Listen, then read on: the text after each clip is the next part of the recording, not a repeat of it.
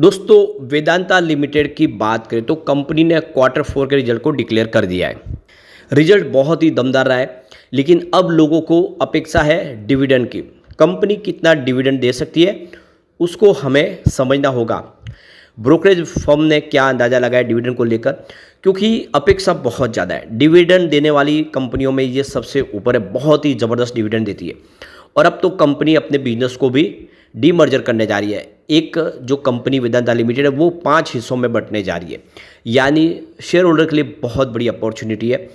कब तक ये प्रक्रिया पूरी होगी और क्या इस समय खरीदारी करने वालों को फ़ायदा होगा, समझने की कोशिश करेंगे। इस बार रिजल्ट में कंपनी ने क्या क्या अचीव किया उसको भी समझेंगे इस वीडियो के माध्यम से। और क्या वाकई में वेदांता आने वाले समय ज़बरदस्त कर सकता है, क्योंकि कंपनी मिनरल के ऊपर काम करती है। हर तरह के अलग अलग मिनरल्स जो आप देख सकते हो कि इस कंपनी की जो साइज है उसके बिजनेस को बढ़ाने में मदद करने वाली आने वाले समय भी क्या है इसकी संभावना, उसको समझेंगे। लेकिन फ्रेंड्स, उससे पहले अगर आप पहली बार हमारे चैनल पे आए तो चैनल को सब्सक्राइब कर दीजिए, एक बेल आइकॉन दबा दीजिए ताकि जब भी नया वीडियो बने पहला नोटिफिकेशन आपको मिले। वीडियो पसंद आए तो लाइक से जरूर कीजिए। चलो फ्रेंड्स, वीडियो स्टार्ट करते हैं। मैं हूँ आपका दोस्त SB दवे और हमारे अपने चैनल ऑनलाइन कमाई में आपका बहुत बहुत स्वागत है। सबसे पहले वेदांता लिमिटेड के कारोबार की बात करें तो 415 पर क्लोजिंग देखने को मिली। 0.99% की गिरावट थी, यानी लगभग 1% के आसपास की गिरावट। अब ये गिरावट इसलिए हुई क्योंकि बाजार ऊपर के लेवल से ज़बरदस्त नीचे आ गया। फ्राइडे के दिन सेंसेक्स इंट्राडे में 81,000 को क्रॉस कर गया। बहुत ही ज़बरदस्त प्रदर्शन हुआ, लेकिन ऊपर के लेवल से आ गई प्रॉफिट बुकिंग, जिससे लगभग सभी स्टॉक थोड़ा नीचे आ गए। क्योंकि आप देख ही सकते हो कि दिन में इसमें तेज़ी बनी थी, लेकिन बाजार की गिरावट का यहाँ पर भी थोड़ा सा असर देखने को मिला। अब इसकी परफॉर्मेंस देखें तो यहाँ पे देख सकते हो कि जो 3 मंथ का हाई है वो 476 का है, लेकिन 1 ईयर का इसका 526 का है, और 3 ईयर का हाई भी 526 है। अगर 5 ईयर की बात करें तो भी 526 है, यानी 526 से स्टॉक नीचे आया क्योंकि बाजार में गिरावट हुई थी।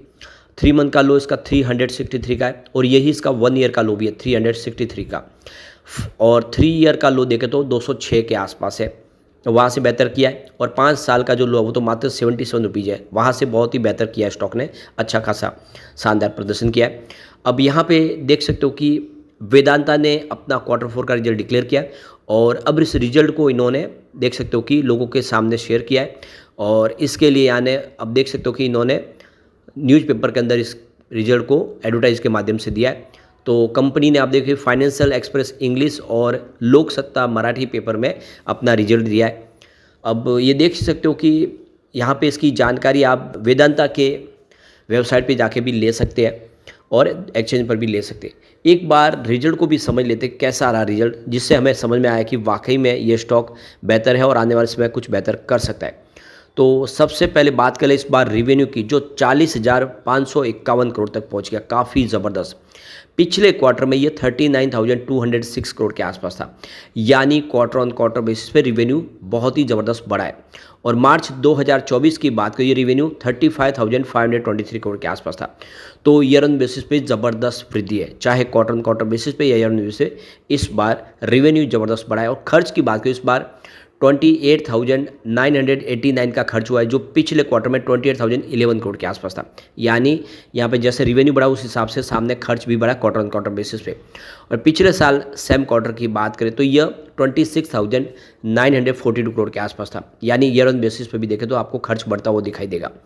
अब यहाँ पे अगर हम बात करें इसके खर्च के बाद, अगर आप बात करेंगे तो ऑपरेटिंग प्रॉफिट की बात कर ले तो इस बार 10,800 करोड़ का ऑपरेटिंग प्रॉफिट बताया, जो पिछले क्वार्टर में यानी क्वार्टर 3 में 10,515 करोड़ के आसपास था। तो यहाँ पे क्वार्टर ऑन क्वार्टर बेसिस पे ऑपरेटिंग प्रॉफिट बढ़ा है। और पिछले साल सेम क्वार्टर में ये 7,995 करोड़ के आसपास था। तो ईयर ऑन बेसिस पे भी ज़बरदस्त वृद्धि हुई है ऑपरेटिंग प्रॉफिट में। ऑपरेटिंग प्रॉफिट मार्जिन इस बार 27% है, जो पिछले क्वार्टर में भी 27% था, लेकिन पिछले साल सेम क्वार्टर में ये 23% के आसपास था। अदर इनकम की बात कर ले तो 762 करोड़ की अदर इनकम बताई इस बार, जो पिछले क्वार्टर में 680 करोड़ के आसपास थी। तो अदर इनकम भी वृद्धि हुई है इस बार, और पिछले साल सेम क्वार्टर में ये 586 करोड़ के आसपास थी। अब बात करें कंपनी के प्रॉफिट बिफोर टैक्स की, इस बार 6,657 करोड़ का बताया, जो पिछले क्वार्टर में 6,661 करोड़ के आसपास था। तो हल्का सा आपको यहाँ पे कम होता हुआ दिखाई देगा पिछले क्वार्टर के मुकाबले। बात करें पिछले साल सेम क्वार्टर की तो ये 3,995 करोड़ के आसपास था। उस हिसाब से ज़बरदस्त वृद्धि हुई है, बहुत ही बेहतरीन। बात नेट प्रॉफिट की करें तो इस बार 4,961 करोड़ का नेट प्रॉफिट बताया। पिछले क्वार्टर में 4,876 करोड़ के आसपास था, यानी क्वार्टर ऑन क्वार्टर बेसिस पे भी प्रॉफिट बढ़ा है। और पिछले साल सेम क्वार्टर में तो ये मात्र 2,275 करोड़ के आसपास था।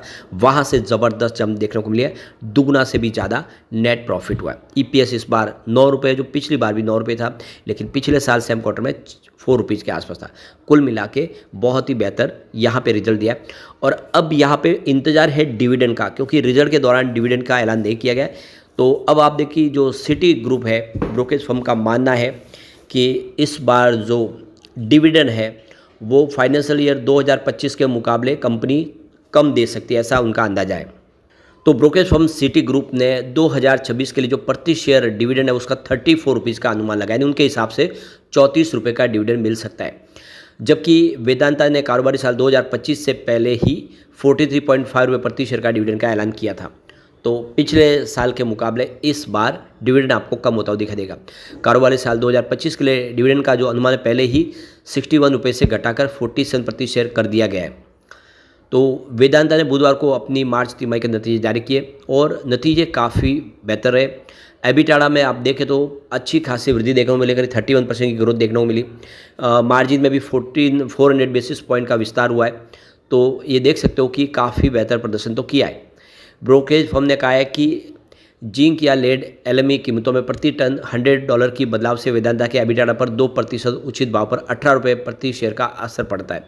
जबकि एल्यूमिनियम एलएमई में प्रति टन $100 की बदलाव में एबिटाडा पर 5% उचित मूल्य पर बदलाव पड़ता है, जिसका असर आप देखें 30 रुपये प्रति शेयर के हिसाब से होता है। तो ये देख सकते हो कि मार्च तिमाही के अंत में वेदांता में करीब 20 लाख से छोटे शेयरधारक के जिनके पास 20 लाख छोटे ऐसे शेयरधारक हैं जिनके पास 20 लाख से रुपये तक के शेयर है। कंपनी में उनकी 11.25% की हिस्सेदारी, जो काफ़ी ज़्यादा है। प्रमोटर की हिस्सेदारी यहाँ पे 56.38% है। तो ये क्लियरली देख सकते हो कि रिटेल इन्वेस्टर ने अच्छा खासा यहाँ पे जम के खरीदारी की है।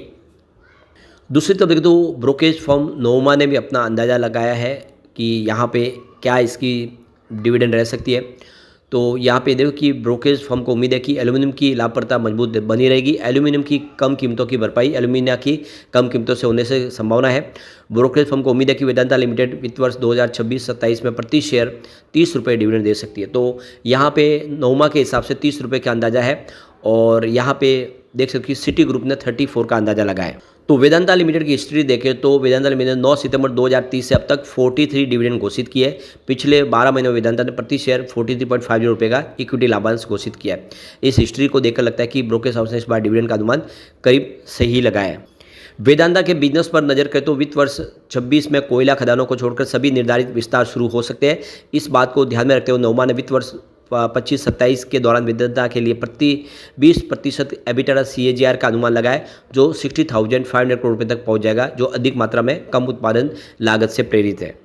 ब्रोकेज फर्म ने कहा है कि एबिटाडा 10,830 करोड़ रुपये के अपने अनुमान को पीछे छोड़ दिया है। कंसोलिडेटेड एबिटाडा 3% की क्रमिक वृद्धि का श्रेय जस्ता और एल्यूमिनियम मुनाफे को दिया गया है। तो यहाँ पे वेदांता लिमिटेड अपने बिजनेस को डीमर्जर करने जा रहे हैं और कंपनी को 83% लेनदारों की इसकी मंजूरी मिल चुकी है। और डीमर्जर की योजना के तहत यहाँ पे कंपनी का जो बिजनेस है 5 अलग अलग कंपनियों में डिवाइड होगा, जिनमें एल्यूमिनियम, तेल और गैस, पावर, स्टील और बेस मेटल शामिल है। इन अलग अलग कंपनियाँ बन जाएगी। तो डीमर्जर का जो उद्देश्य है कि अपने व्यवसाय को अलग अलग सूचीबद्ध कंपनियों के रूप में विभाजित करना चाहते, ताकि प्रत्येक व्यवसाय को अलग अलग फोकस के साथ विकसित किया जा सके। शेयरधारकों को भी इसमें बेनिफिट मिलेगा। उनको एक शेयर के बदले 4 शेयर अलग अलग कंपनियों को मिल जाएंगे, यानी उनके पास टोटल 5 शेयर हो जाएंगे। प्रमोटर की हिस्सेदारी डीमर्जर के बाद देखें तो वेदांता रिसोर्सेज की प्रमोटर की कंपनी है, अपनी 56.38% की हिस्सेदारी वो बनाए रखेंगे। और यहाँ पे देख सकते हो कि वेदांता ने पहले ही शेयरधारक को डीमर्जर योजना के बारे में सूचित कर दिया है। शेयरधारकों और लेनदारों की बैठकें भी आयोजित की गई है। तो यहाँ पे वेदांता के डीमर्जर की जो तारीख है 30 सितंबर 2025 एक बार घोषित की गई है, यानी 30 सितंबर को ये डीमर्जर की प्रक्रिया पूरी होगी। अब देखना होगा इस डेट को आगे बदला जाता है नहीं, लेकिन कुल मिला के देख सकते हो कि ये बहुत अच्छी गुड न्यूज़ है और ऐसे में हम वेदांता कह सकते हैं कि आने वाले समय एक गेम चेंजर साबित हो सकता है रिटेल इन्वेस्टर के लिए। लेकिन फ्रेंड्स, कोई भी इन्वेस्टमेंट करने से पहले अपने फाइनेंशियल एडवाइजर से एडवाइस ले ले या अपना खुद का रिसर्च करें, क्योंकि मैंने वीडियो आपके एजुकेशनल पर्पज़ के लिए ही बनाया। वीडियो पसंद आए तो लाइक से जरूर कीजिए और चैनल को सब्सक्राइब कर दीजिए। Thank you friends.